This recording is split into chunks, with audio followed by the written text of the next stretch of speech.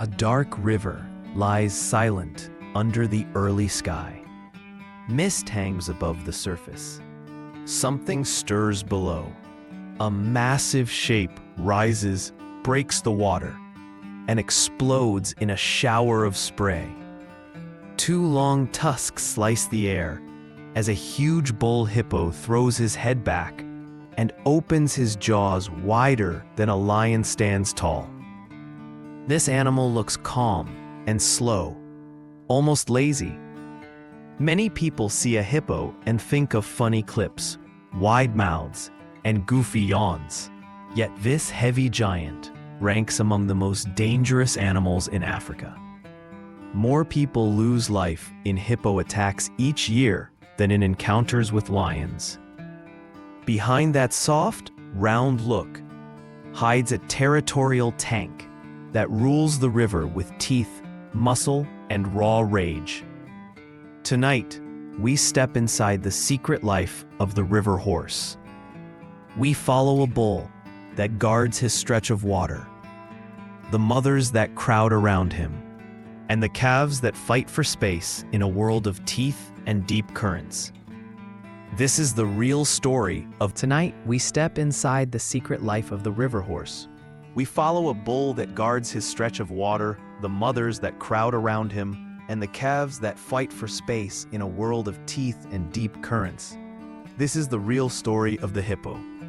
Beautiful, complex, gentle with family, ruthless with threats. The kingdom of the river horse. Sunrise paints the sky in pale gold as the river starts to wake.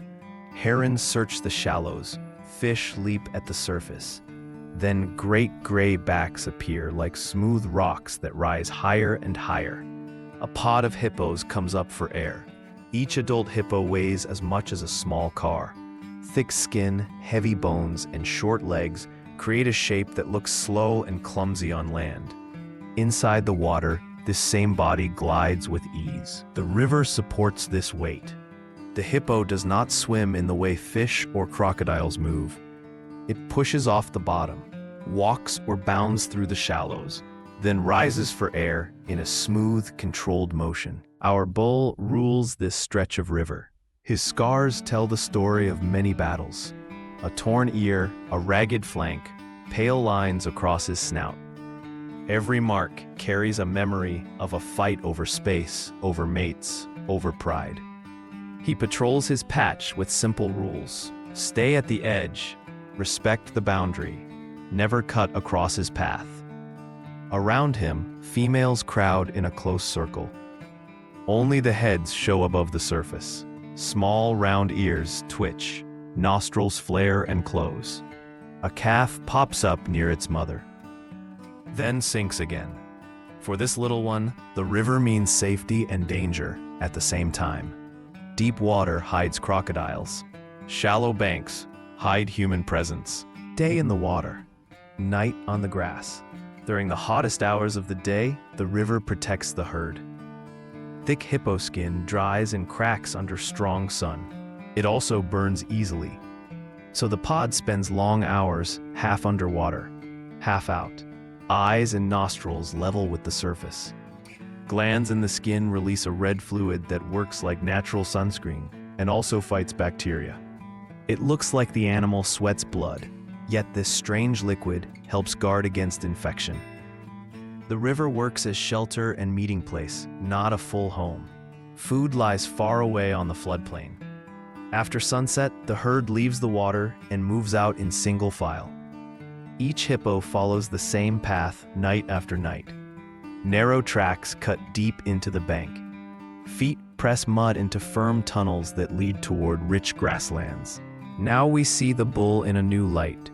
Under the sun he stays half hidden, a floating rock with teeth. Under the moon he becomes a slow tractor that plows through grass. A hippo can eat nearly 40 kilograms in a single night. Short legs shuffle forward, head swings side to side, wide lips pull in clumps of grass. The animal rarely rips shrubs or trees unless normal grazing routes fail. Grass gives fast energy, helps the body keep its massive frame, and supports a life inside water all day. Yet this nightly trip creates risk. Far away from the safety of deep water, the herd meets people, farmland, and roads. At that point, conflict begins. Power, rage, and hidden danger. Look again at that wide, almost comic mouth. Inside, weapons wait. The tusks of a hippo are overgrown incisors and canines that never stop their growth. Yet if a person or small boat drifts near a calf, blocks a channel, or steps between a hippo and deep water, the response can be instant and brutal. A silent underwater rush, a sudden rise, a boat that flips without warning. Survivors often speak of one detail. They never notice anger in the eyes. The attack feels cold, simple, automatic. Territory had been broken. The law of the river replied. Bulls rage at each other as well.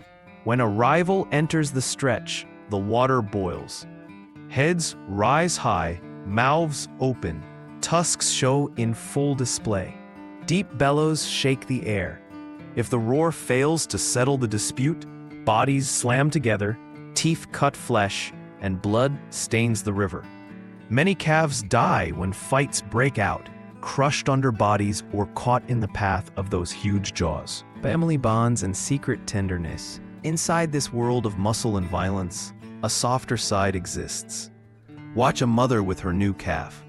She lifts the tiny body under her chest as she moves. In deeper water, she stands on the bottom, so the calf can rest against her side and always reach the surface for air. When danger nears, she places herself between threat and calf, even if the enemy is a massive bull. Calves play at the edge of the pod. They chase each other, bump heads, nip at tails. These games train the body for future battles. They also build social ties that last for many years. Females in one pod often share close bloodlines, sisters, cousins, aunts. They know each other by scent and voice. They call across the river with deep rumbles that travel underwater farther than sound travels in air. Our bull, who once fought his way into this pod, shows gentle moments as well. He allows calves near his back. He rests his head against a female in quiet contact. For a brief second,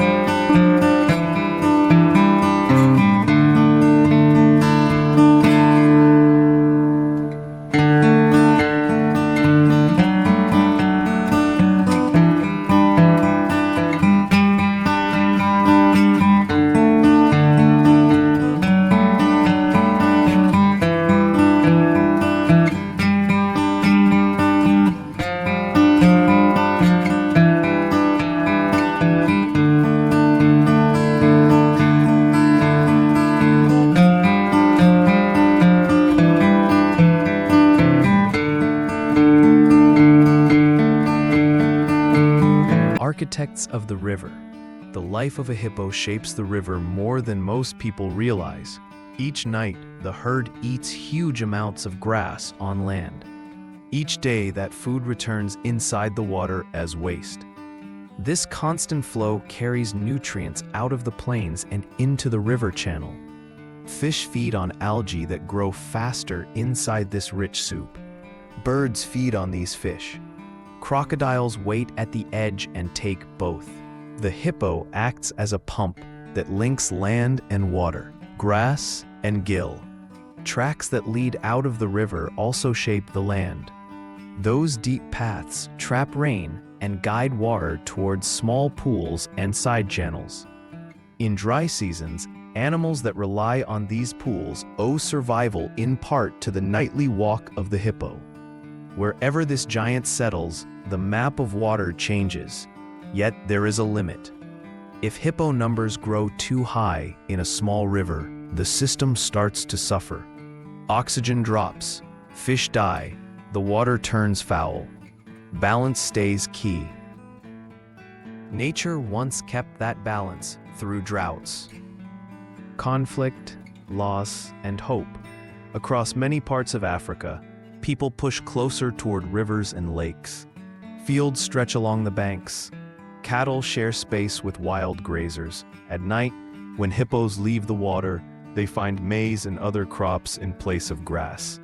For a hungry giant that knows only habit and scent, a field of maize looks like a gift. For a farmer, a single night of feeding can erase months of work. Fear and anger rise on both sides. People see hippos as pests or monsters. Hippos see only threats that crowd their paths. As habitat shrinks and safe paths vanish, clashes grow more common. Boats carry fishers through narrow channels. Children play at the edge of the water. A single surprise encounter can end in tragedy. Hunting, habitat loss, and conflict remove pods that once ruled many rivers. Some lakes that held hundreds of hippos now hold a scattered few. The story does not end in certain loss, though. In several parks and reserves, protection efforts help pods recover. Rangers watch key river stretches. Education programs teach local communities safe distance rules and explain the role hippos hold in the wider web of life.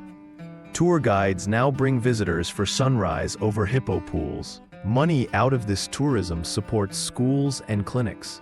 In some areas, farmers receive support for fences or alternative crops that suffer less damage.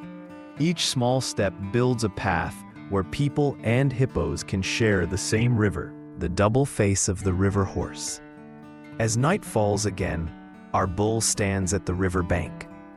For a moment, he waits. Ears flick forward, nostrils test the air. Then he steps down into the dark water. The surface closes around his wide back. Only ripples remain under the starlight. The hippo lives between two worlds, half in water, half on land, half gentle grazer, half armored fighter. Calm one moment, explosive the next. This contrast gives the animal its mystery and power. When we look at a hippo, we do not see a cartoon or a mindless monster. We see a guardian of the river, a builder of channels, a parent that lifts each calf toward air with care. We also see a force that demands respect, space, and distance. As long as rivers run across the plains and grass grows along their banks, the deep grunt of the hippo will rise with the mist at dawn. The choice lies with us. Will we leave enough space for the river horse?